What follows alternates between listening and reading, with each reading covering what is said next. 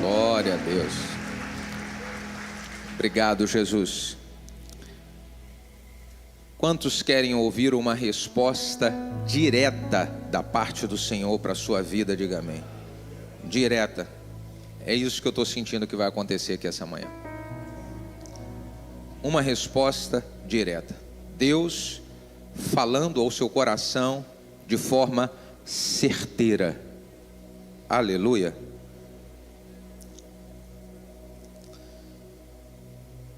Quando você enfrenta muitas dificuldades na vida, dificuldades que elas parecem acontecer em todas as áreas ao mesmo tempo, isso é desafiador.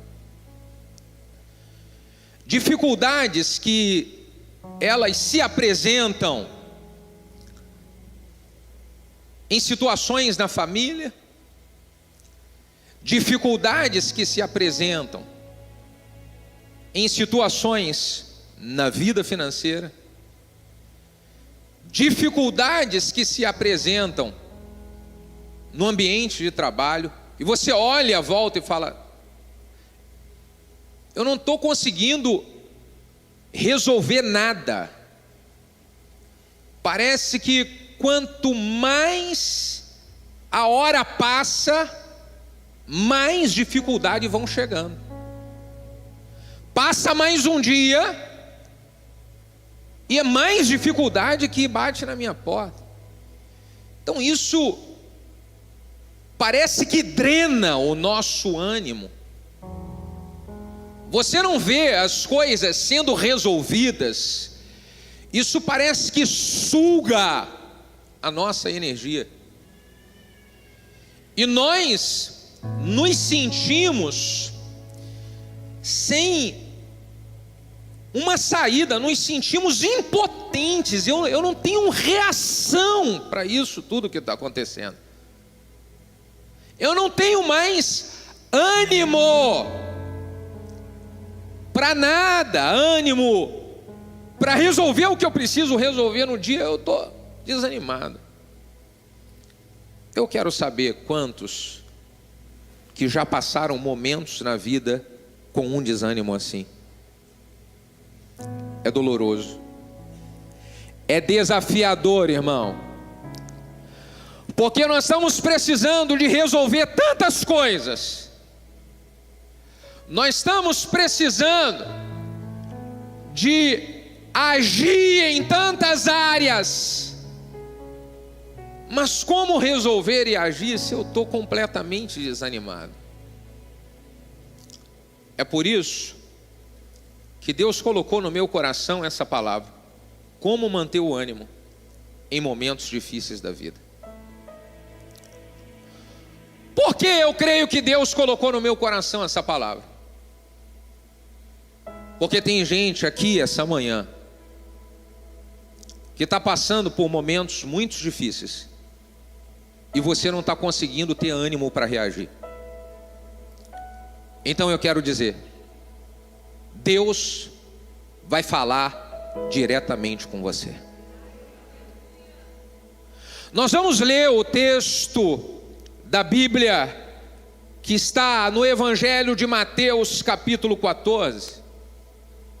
Mateus 14, a partir do versículo de número 22. A palavra de Deus diz assim: logo ordenou Jesus que os seus discípulos entrassem no barco e fossem adiante para outra banda, enquanto despedia a multidão. E despedia a multidão e subiu no monte para orar à parte. E chegada já a tarde, ele estava ali só. E o barco estava já no meio do mar e era açoitado pelas ondas, porque o vento era contrário. Mas à quarta vigília da noite, dirigiu-se Jesus para eles, caminhando por cima do mar. E os discípulos, vendo ele caminhar sobre o mar, assustaram-se, dizendo: é um fantasma! E gritaram com medo: é um fantasma! Jesus, porém, falou logo dizendo: tem de bom ânimo, sou eu, não temais. Tem de bom ânimo, sou eu, não temais. E respondeu Pedro e disse: Senhor, se é tu mesmo, manda ir ter contigo por cima das águas. E ele disse: vem. Pedro, então, descendo do barco, andou sobre as águas para ir ter com Jesus. Mas, sentindo o vento forte, então ele teve medo. E começando a ir para o fundo, ele clamou, dizendo: Senhor, salva-me! E logo Jesus estendeu a mão, segurou Pedro e disse: homem de pequena fé, por que você duvidou? E quando eles subiram para o barco, então acalmou o vento. Aproximaram-se os que estavam no barco e adoraram a ele, dizendo: esse é verdadeiramente o Filho de Deus. Esse é verdadeiramente o Filho de Deus. E Ele está aqui nessa manhã com as suas mãos estendidas para nos resgatar de um tempo de tempestade. Ele é o Filho de Deus. Ele é o Filho de Deus. E Ele está passeando em nosso meio nessa manhã com as mãos estendidas para segurar você que está afundando no meio de uma tempestade, você que está desanimando no meio de um vento contrário.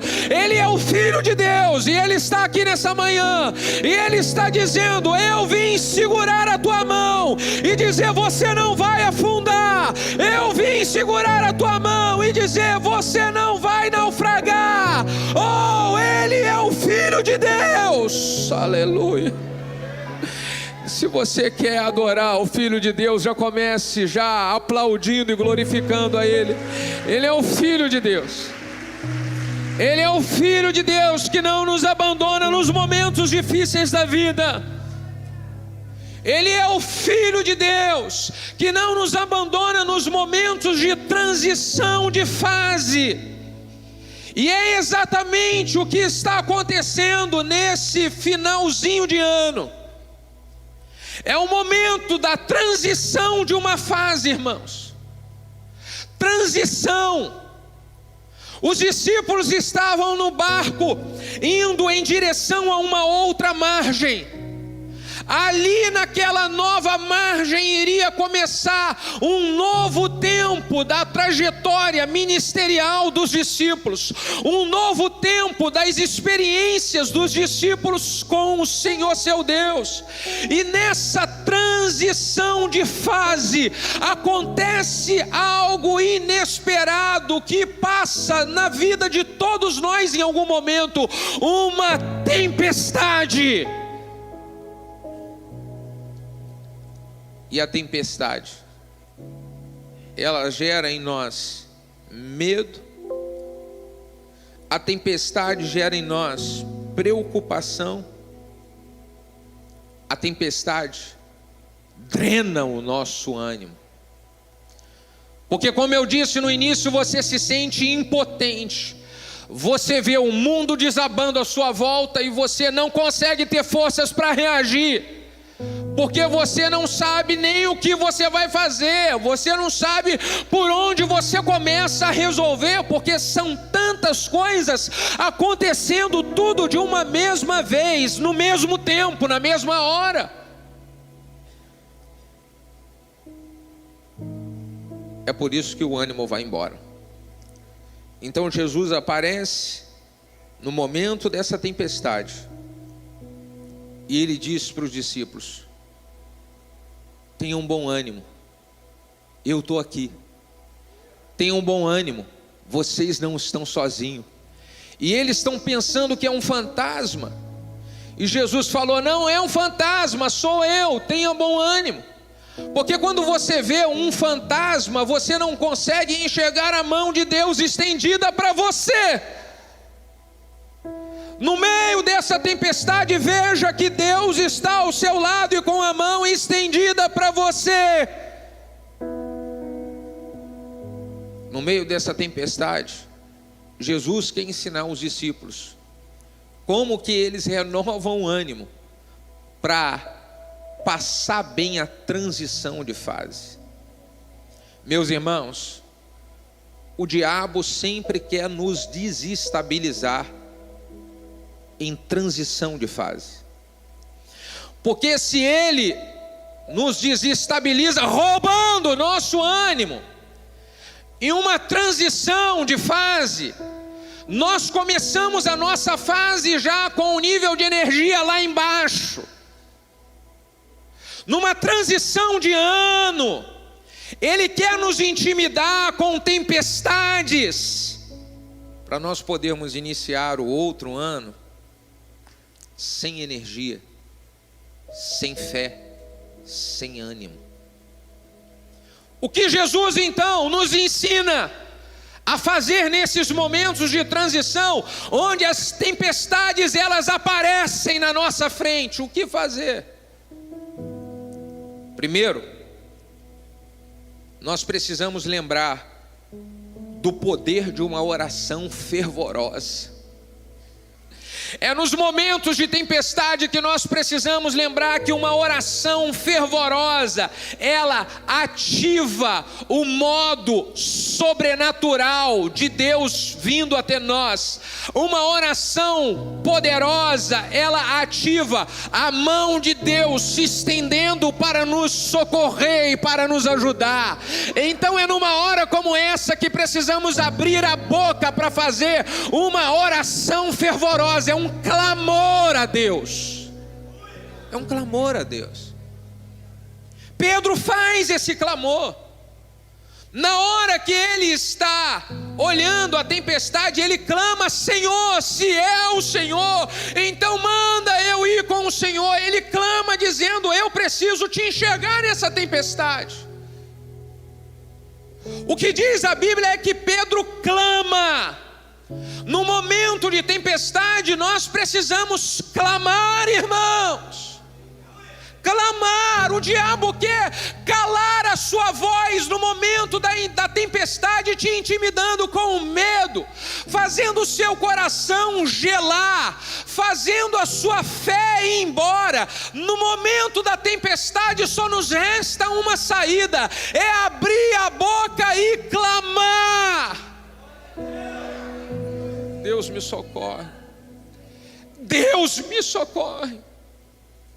Olha o que acontece com Moisés no momento de transição. Eles estão saindo de anos de escravidão no Egito. Eles estão numa transição de fase. E numa transição dessa de fase se levanta o faraó com fúria. Bota na tela Êxodo capítulo 14, a partir do versículo 13. Se levanta Faraó com fúria atrás deles. Moisés então disse para o povo: não temais, estais quietos e vede o livramento do Senhor que hoje Ele vos fará. Porque os egípcios que hoje vocês estão vendo, nunca mais vocês vão ver para sempre. Se vocês se mantiverem firmes em ânimo, no meio dessa transição de fase, esses egípcios que afrontam há anos e perseguem há anos, nunca mais eles vão te afrontar, nunca mais eles vão te escravizar. Então permaneça com ânimo para ver o livramento do Senhor. O livramento do Senhor. Mas olhe o que acontece: o Senhor pelejará por vós e vos calareis. Versículo 15. Então disse o Senhor a Moisés: Moisés, por quê? O que está escrito?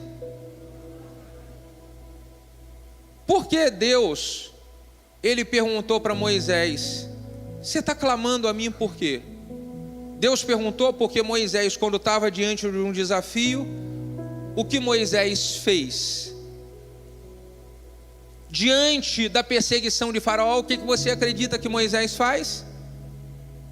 Deus falou, não clama a mim. Se Deus falou para Moisés não clamar, Moisés fez o quê? Fez o quê, gente? Clamou. Bom, Moisés clamou. E quando Moisés clamou, Deus falou para Moisés não clamar? Não, é porque quando Moisés clamou, Deus ouviu o clamor. E quando Deus ouviu o clamor, Deus falou para Moisés, Moisés, o livramento já está determinado, para de clamar e começa a marchar.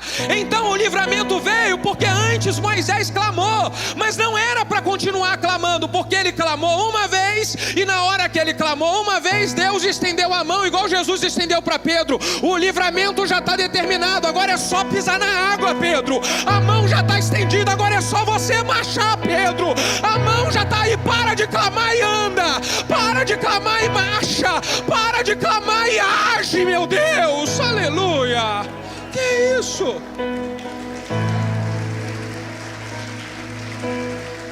Será que você pode balançar alguém e falar bem assim, levanta sua cabeça e marcha? Diga, levanta sua cabeça e anda, aleluia. Alguém está entendendo isso aqui essa manhã? É porque eu estou clamando, para de clamar e anda. Porque se você já clamou uma vez, você está diante da tempestade, está diante das águas, e Deus está falando, mesmo com tempestade, mesmo com água, anda em cima da água, aleluia.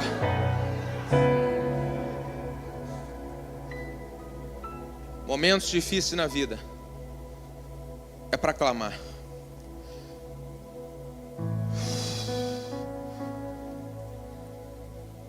Segundo ensinamento de Jesus para os seus discípulos: momentos de tempestade e desafios na vida, mantenham um coração quebrantado, porque todo clamor que é feito com um coração quebrantado, ele é a ativação de um modo turbo desse clamor.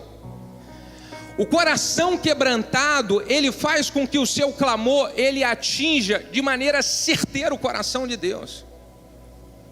Um coração quebrantado, Pedro, ele está aqui clamando, quebrantado, Senhor, eu preciso, se é o Senhor mesmo, então estenda sua mão aqui e fala para eu ir, eu quero obedecer. Só um coração quebrantado obedece a Deus naquilo que é loucura de obedecer, irmão. Só um coração quebrantado obedece a Deus naquilo que os orgulhosos não obedecem a Deus. Só um coração quebrantado confia em Deus, de modo de que aqueles que confiam no seu próprio braço não confiam em Deus. Então Pedro, ele mostra um coração quebrantado. Davi já tinha falado isso. Salmo 51, versículo de número 17 diz: os sacrifícios para Deus são um espírito quebrantado. Um coração quebrantado e contrito não desprezarás, ó Deus. Eu, no momento da tempestade, eu preciso blindar o meu coração do orgulho. Porque, escute, irmão, na hora da tempestade o diabo vai te tentar a você confiar na sua experiência.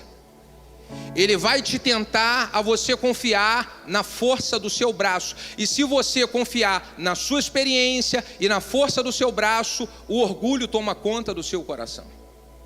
E você começa a pensar, mas eu já conheço de tempestade, mas eu já conheço do mar, eu vou dar um jeito. Aí tudo começa a dar errado, porque você está com um coração orgulhoso, você está achando que você resolve igual você já resolveu outras vezes, você está achando que você dá conta porque você tem experiência nessa área, aí dá tudo errado, aí dá tudo mais problema ainda do que aquele que já dando. E como dá mais problema ainda do que tudo que já está dando, você fala, a culpa é de Deus. Não tem nada a ver com Deus, é porque você não fez o seu clamor com o coração quebrantado. Momento da tempestade, eu preciso ter um coração humilde. Segundo Crônicas 7,14: se o meu povo que se chama pelo meu nome se humilhar e orar e buscar a minha face e se converter dos teus maus caminhos, então eu ouvirei dos céus, perdoarei os seus pecados e sararei a sua terra. Ouvirei dos céus, perdoarei os seus pecados e sararei a sua terra. Ele escuta a oração e o clamor de um homem e de uma mulher quebrantado. Ele escuta o clamor e a oração de um homem e de uma mulher que é humilde.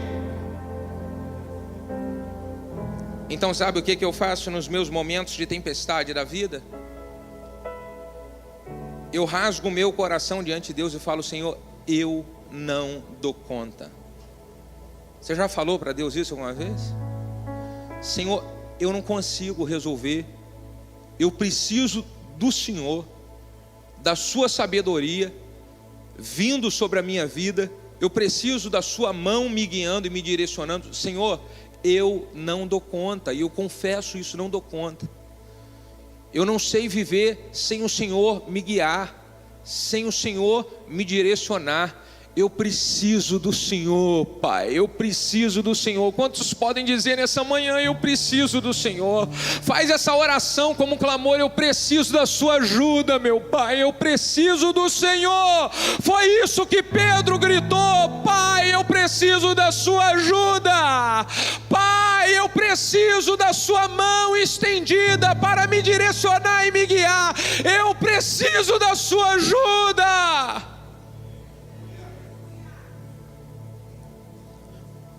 Coração quebrantado. Eu não sei você, mas nos momentos de tempestade, o meu coração ele é tão quebrantado que eu não consigo me controlar e choro muito na presença de Deus. Choro porque eu estou naquele choro mostrando: Senhor, eu não consigo sem o Senhor. Então eu começo a chorar, e chorar, e chorar. Eu lembro de quantos salmos que Davi orou, dizendo: eu não tenho nem mais força para chorar, eu já desidratei de tantas lágrimas. Eu começo a chorar, eu falo: Deus, eu preciso do Senhor, irmãos. No momento de desafios e tempestades na vida, nós precisamos também de manifestar no nosso coração gratidão por coisas que Deus já nos fez experimentar, por coisas que Jesus já realizou na nossa vida, porque a gratidão nos momentos difíceis é que me dá força e renova em mim o ânimo. Eu começo a lembrar de tantas situações que Deus já agiu na minha vida. Eu começo a lembrar de tantas situações que Deus já operou, me proporcionando livramento, vitórias, agir sobrenatural. E quando eu começo a lembrar, o meu coração vai agradecendo a Deus por isso, e o meu ânimo começa a se renovar, porque eu lembro: Deus fez ontem, Deus faz hoje, Deus continuará fazendo sempre que eu clamar e pedir a sua ajuda. Deus é o mesmo ontem, Deus é o mesmo hoje, Ele continuará sendo o mesmo Deus eternamente. Deus não muda. Então eu começo a ser encorajado pelo Senhor, porque eu lembrei dos livramentos que eu vivi antes. Nós lemos agora, no momento da oferta, o Salmo 103, que Davi diz: bendize, ó minha alma, ao Senhor, tudo que há em mim, bendiga o teu santo nome. Bendize, ó minha alma, ao Senhor, e não te esqueças, e não te esqueças, e não te esqueças de nenhum dos teus benefícios, pois é Ele quem perdoa as tuas iniquidades, e é Ele que te sara de todas as tuas enfermidades. Não te esqueças, não te esqueças, Bruno, não te esqueças da onde Deus um dia te tirou. Bruno, não te esqueça da obra maravilhosa que Deus um dia fez na sua vida. Bruno, não te esqueça de quem você era ontem, quem você é hoje. Bruno, não te esqueças da onde o Senhor resgatou sua vida. Não te esqueças. Será que você pode dar uma sacudida no seu vizinho e falar para ele: não te esqueça, irmão, não te esqueça.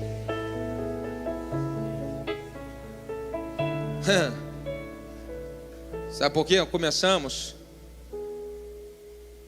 a desanimar, e a ficar incrédulos, e a ficar murmuradores quando nós temos o problema de amnésia. Então a gente se esquece. Comparando a sua vida hoje com a sua vida alguns anos atrás, você olha e fala: meu Deus, eu sou tão devedor. Quantos como eu são devedores? Diga: eu sou muito devedor, muito devedor.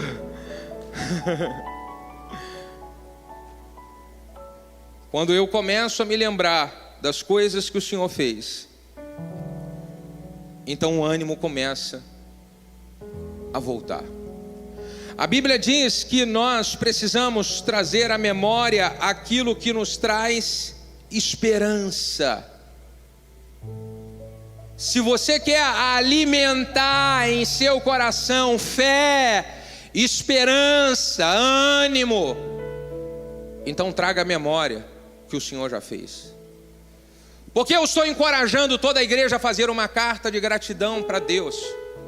É para você trazer a memória. Não é para você fazer de qualquer maneira. É para você separar um momento seu no dia, e você começa a escrever: Deus, eu te agradeço pela família que o Senhor me deu. Deus, eu te agradeço porque o Senhor tem me dado saúde.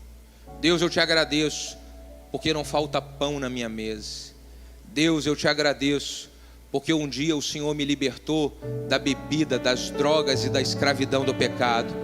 Deus, eu te agradeço porque um dia o Senhor me deixou experimentar a presença do Teu Espírito Santo na minha vida.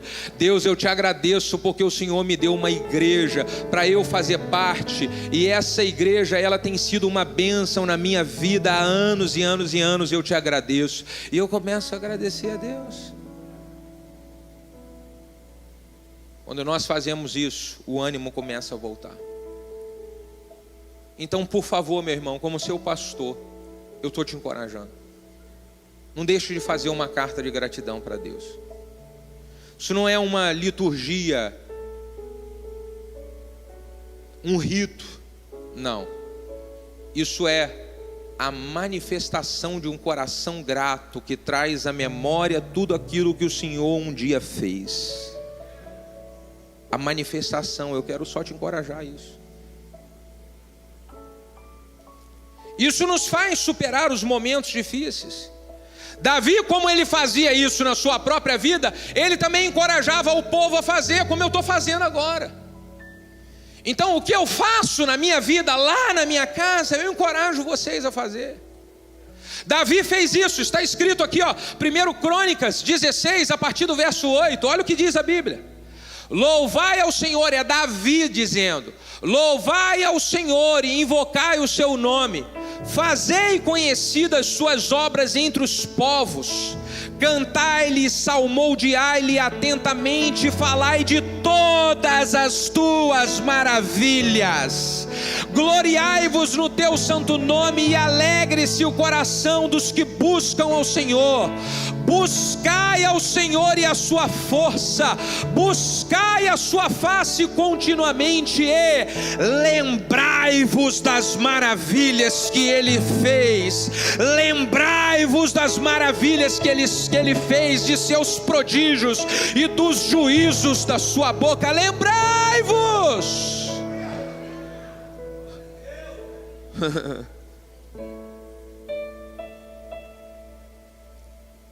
Se você quiser uma dica para você fazer a sua carta de gratidão, começa com uma pergunta: quem eu era no passado e quem Deus fez eu me tornar hoje?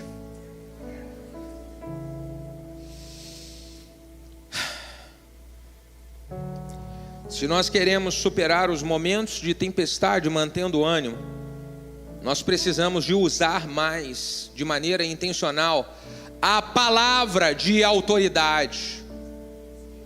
Usar, exercitar a palavra de autoridade. Jesus, quando está ali nessa experiência com os discípulos, ele dá uma ordem para que a tempestade acalme. Primeiro ele deixa os discípulos passar pela experiência e depois ele dá uma ordem, porque ele queria que os discípulos aprendessem a usar a palavra de autoridade. Porque ele queria que os discípulos aprendessem, porque na primeira experiência de tempestade no mar, eles não aprenderam. Essa tempestade que eles estão no mar é a segunda que eles enfrentam. E Jesus está ali fazendo sinais para quê? Para ensinar eles. Ensinar. A primeira acontece em Marcos. Marcos capítulo 4, versículo 35 em diante. Essa foi a primeira tempestade, diferente da segunda. Quando Jesus, ele ele usa da autoridade, tomando a palavra para acalmar a tempestade, ele queria que os discípulos aprendessem, para quando estivessem na transição de uma fase e a tempestade viesse até eles, eles pudessem usar o que aprenderam na primeira, a palavra da autoridade. Bota na tela aí Marcos 4, 35 a 39. Naquele dia, sendo já tarde, disse Jesus: vamos para outra margem. Mais uma transição. E nessa transição eu quero ensinar algo para vocês.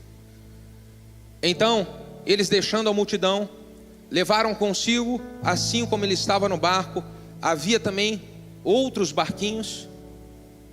E levantou-se um grande temporal de vento. Subiam ondas por cima do barco, de maneira que já se enchia a água. E ele estava na polpa, dormindo sobre uma almofada. Por que Jesus estava na polpa, dormindo na almofada?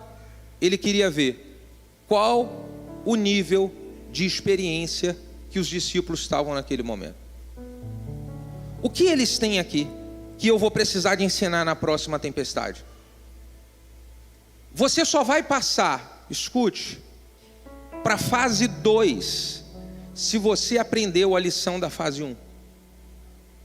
Se você não aprender a lição da fase 1, você não passa para a fase 2. Então Jesus está lá, e aí eles despertaram Jesus dizendo: mestre, você não te importa que nós pereçamos? E ele, despertando, repreendeu o vento e disse ao mar: cala-te e aquieta-te. E o vento se aquietou e houve uma grande bonança. Cutuca o seu vizinho e diga: aprende, varão. Aprende, varoa. Então levantou a tempestade. O que eu vou usar? Palavra da autoridade. Em nome de Jesus eu repreendo esse espírito de enfermidade que está tentando assolar minha casa. Sai da minha casa e da minha família. Em nome de Jesus, esse espírito de miséria e de escassez eu rejeito de dentro do meu lar. Aqui você não vai ter autoridade. Em nome de Jesus, esse espírito de briga, de contenda e de confusão no meio do meu casamento e do relacionamento dos meus filhos, eu ordeno: saia dessa casa, porque essa casa é uma casa de paz, essa família é uma família de Deus, essa família é uma família abençoada. Então eu ordeno em nome de Jesus: sai agora.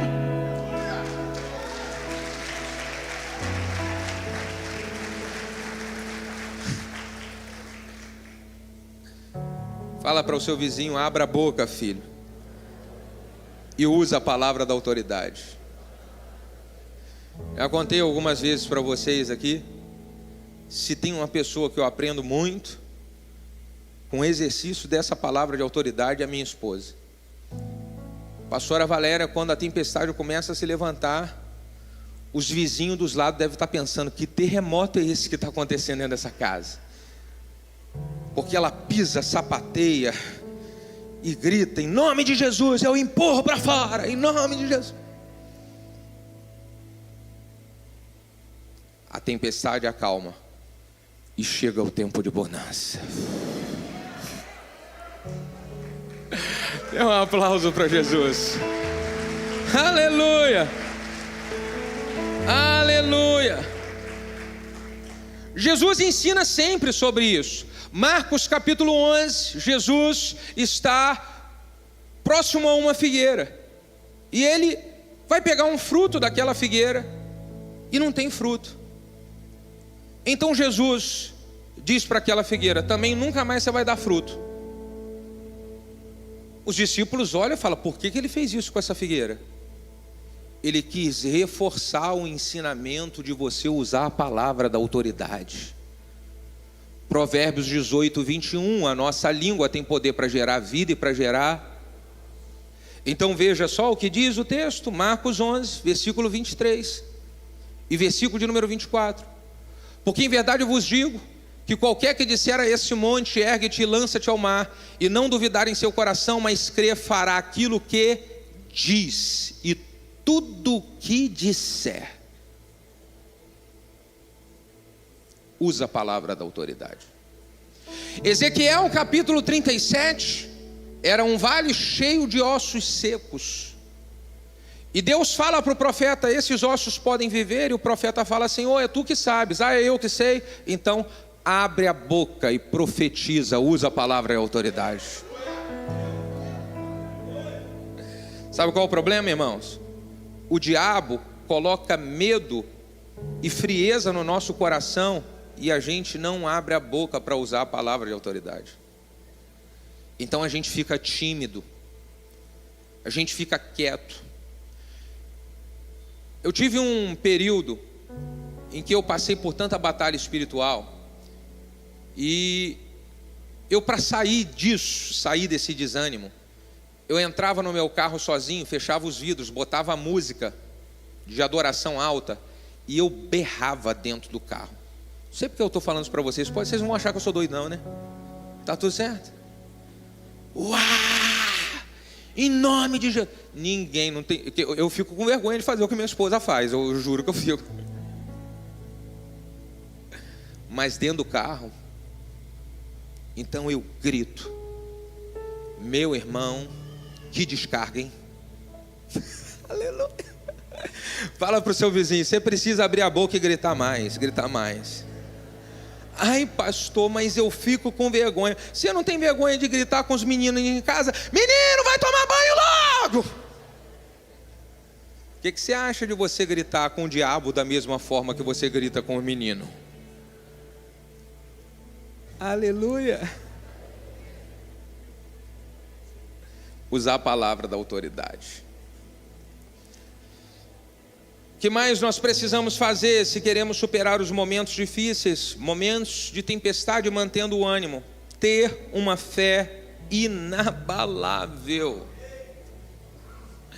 A minha fé, ela precisa ser O que é essa fé inabalável? Olha só, os discípulos estão lá no meio da tempestade, Jesus está vindo, e eles pensam que é Senhor, é um fantasma. E Jesus fala, não sou eu. Jesus está andando por cima de quê, gente? O que estava dando medo nos discípulos? Era uma tempestade nas águas. Jesus está andando em cima das águas, e o Pedro olha aquelas águas no meio da tempestade, as águas revoltas, vento, barulho, onda, e Jesus está andando lá, ó, em cima, tranquilão. E eles achavam que era um fantasma. Como é que pode alguém tranquilão lá? Pois é, mas é porque era Jesus, o Filho de Deus. Aleluia. Então o Pedro, Senhor, se é o Senhor, manda-me eu ir contigo. E o que o Pedro faz? Vai. Você sabe o que aqui Deus está ensinando? Que eu e você precisamos fazer? A fé inabalável é aquela que vai fazer a gente andar por cima dos problemas que colocam medo. Jesus está andando por cima das águas. Por quê? Aquilo que colocava medo e afligia os discípulos, Jesus está ensinando. Isso tem que estar debaixo dos nossos pés. Não é em cima, não é na mente, não é no coração, trazendo medo, preocupação e frieza. Onde que isso tem que estar? Debaixo dos pés. Fé inabalável. É esse nível de fé que nós precisamos. E Pedro está ali experimentando esse nível de fé. Mas o Pedro, ele começa a perder esse nível de fé. E alguns que estão aqui perderam. Você tinha esse nível de fé no início. Você já enfrentou lutas, desafios e pressões muito maiores do que vieram agora nos últimos meses. Muito maiores. E você andava por cima deles. E por que você andava lá e agora você está com medo e está afundando? Sabe por quê? É porque antes você focava o seu olhar diretamente em Jesus e na palavra dele. Então você andava por cima dos problemas. Mas depois de um tempo, você começou a se distrair. E ao invés de focar em Jesus e na sua palavra, você começou a olhar para as pessoas e se comparar com as pessoas. Você começou a olhar para os problemas e deixar o seu coração ser tomado pelos problemas. Você começou a deixar o seu ouvido receber coisas, e o que o seu ouvido recebeu contaminou o seu coração, esfriou a sua fé, e você tirou o foco de Jesus. Aí você começa a afundar. Mas os problemas que estão vindo hoje, você já superou problemas muito maiores antigamente. Volte a olhar só para Jesus e a andar por cima dos problemas. Aleluia. Fé inabalável é aquela fé de Sadraque, Mesaque e Abidnego. Olha, se vocês não se dobrarem diante do Deus de Nabucodonosor, vão ser lançados dentro da fornalha de fogo ardente. Não vamos nos dobrar, porque nós servimos a um único Deus. E se tiver que lançar a gente na fornalha, pode lançar a gente na fornalha, porque nós temos uma fé inabalável.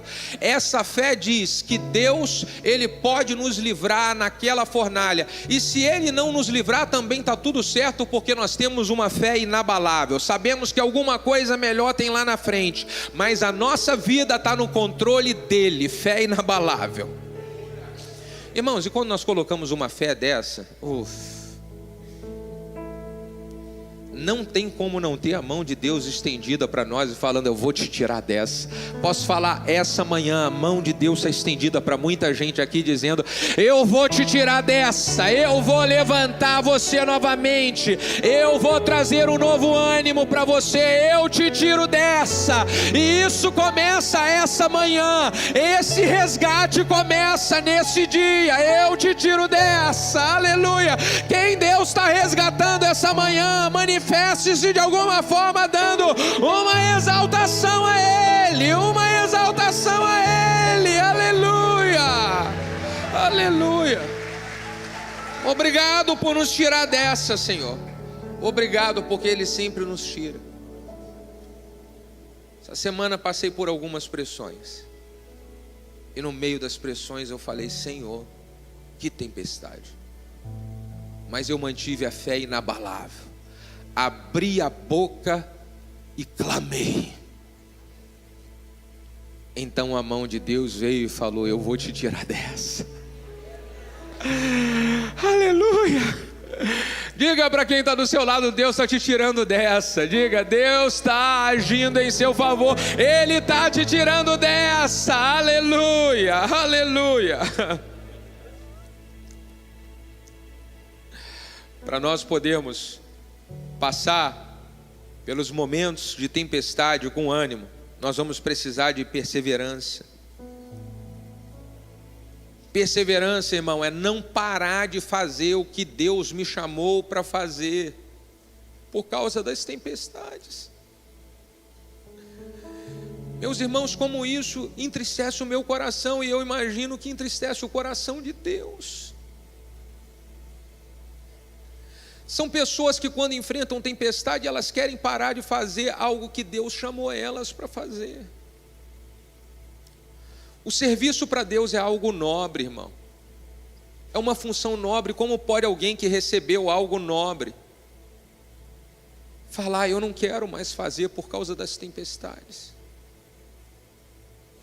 Eu fico profundamente triste com isso.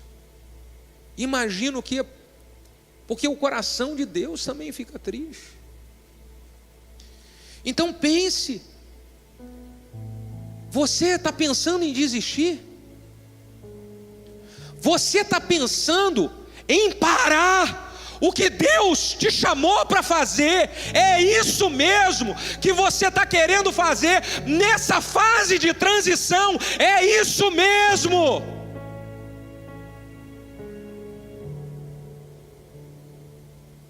Porque eu imagino o quanto que Deus ele fica com seu coração triste quando um filho que ele confiou um trabalho nobre devolve para ele de qualquer maneira. Gálatas 6, 9. Não nos cansemos de fazer o bem. Não nos cansemos de fazer o bem, porque no seu tempo nós colheremos. Isso se não houvermos desanimado. Se você desanimar, você não recebe colheita nenhuma. Se você permanecer perseverante, pode demorar o tempo que for, Deus nunca perde para ninguém. Ele vai dar a colheita que você merece. Ele vai trazer a colheita de tudo que você semeou. Qual é o meu papel, o seu papel? Diga para o seu vizinho, não desistir.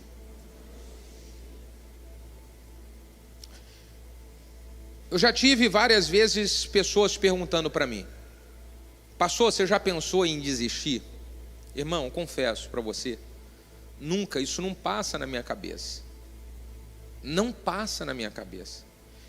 Eu confesso para os irmãos que bate desânimo, tristeza, às vezes aquela depressão profunda que você não tem força para reagir. Você precisa fazer o que eu ensinei aqui, aclamar, gritar dentro do carro. Mas pensar em desistir, irmão, nunca pensei e nunca vou pensar, porque eu falo para Deus que até o meu último suspiro de vida, a minha vida vai ser gasta para servir a Ele, porque eu sei de onde Ele me tirou e eu sei a obra que Ele fez na minha vida. Então pode sofrer e passar o que passar, a minha vida é dele e eu vou viver completamente para servir a Ele. Quantos podem dizer eu vou viver para servir a Ele? Quantos podem dizer eu não vou desistir, eu vou viver para servir a Ele? A Ele! Não posso desistir, irmão. Não posso. Aleluia. Aleluia. Pastor, por que algumas pessoas elas pensam em desistir? Parece estranho isso, mas eu vou dizer. Sabe o que é? Orgulho. Alguém pode dizer ai, ai, ai. Por que orgulho, pastor? É porque é mais ou menos o seguinte: não aconteceu do jeito que eu queria, Deus não fez do jeito que eu pedi, as coisas que eu estou querendo que aconteça, não acontece nada. Então, como não é da minha forma, como não é do meu jeito, eu não quero mais nada, Deus. Isso é nada mais, nada menos que orgulho. Naamã, ele precisava de um milagre. Quantos lembram qual o milagre que Naamã precisava? Qual era? Vocês leem a Bíblia aqui, gente? Qual era o milagre que Naamã precisava? Cura. Então quando ele vai até o profeta, popozudão, sei lá se essa palavra, sei lá que eu falei aqui, com a sua roupa de general, guerreiro, os seus soldados, e ele vai para o profeta: vim aqui para o senhor orar por mim, para eu ser curado da minha lepra. E o profeta: quer ser curado mesmo? Então vai tomar banho, mergulha 7 vezes no Rio Jordão. O que acontece com Naamã? Orgulho aflorou. Que? Não vai ser do meu jeito? Sabe por que a gente desiste, irmão? Porque a gente quer que Deus faça as coisas do nosso jeito. E Deus nunca vai fazer nada do nosso jeito. Ele já tem o jeito dele, é perfeito. Meu papel e o seu é abaixar, se dobrar e simplesmente obedecer. O que é para fazer, Senhor? Eu estou aqui, eu sou servo. Eu sou servo. Então se tiver que mergulhar 7 vezes, eu vou mergulhar. 10 vezes, quantas vezes? Eu vou mergulhar, porque eu sou servo.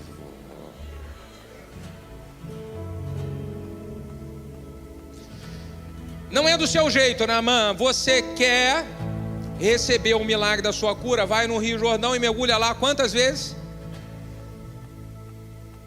Por que 7 vezes, irmão? Que é para quebrar o orgulho mesmo. Uma vez eu ouvi alguém falar que orgulho é igual a gato, tem 7 vidas.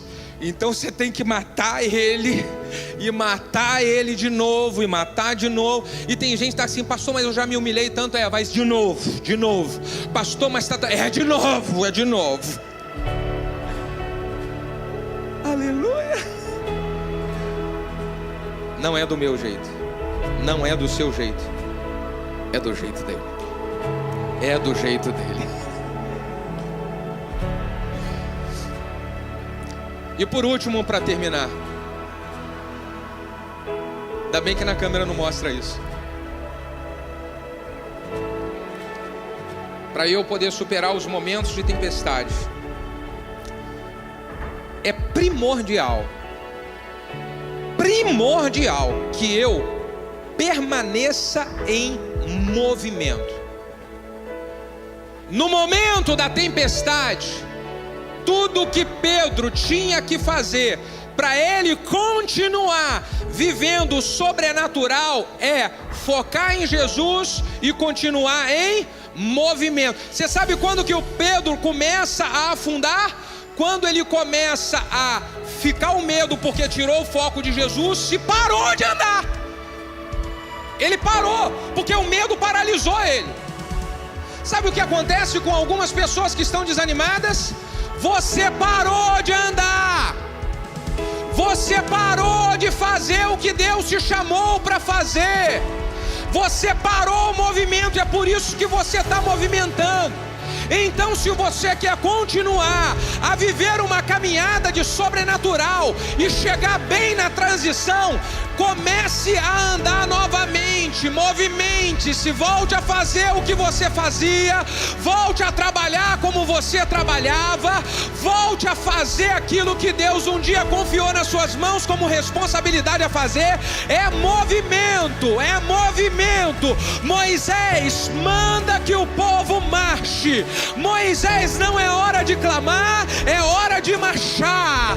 Não é hora de ficar clamando, é hora de andar e continuar marchando. Então só os que vão marchar, fiquem de pé, abrindo a boca para glorificar a Deus. Aleluia. É marchando, é marchando.